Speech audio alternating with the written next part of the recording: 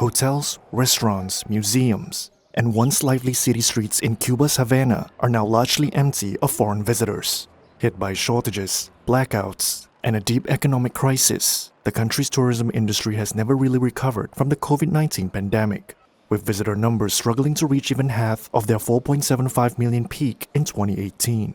And the situation has gotten much worse this year.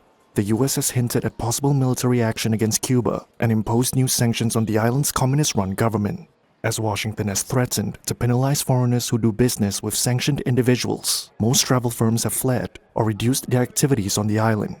Adianet Labrada is a Cuba tour agency representative.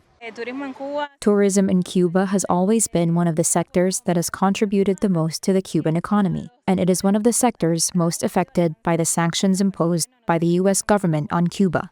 Recent weeks have seen the two largest foreign hotel chains operating in Cuba announce they will cut back operations there, with another foreign hotel group pulling out entirely.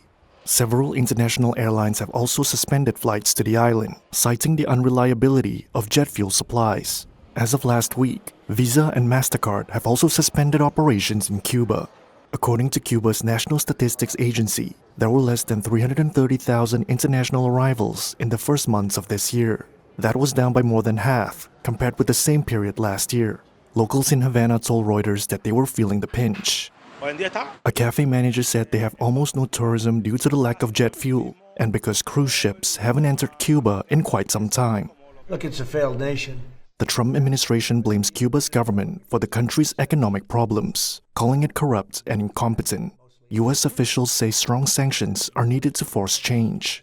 Cuba says decades of US sanctions are the root cause of its economic woes.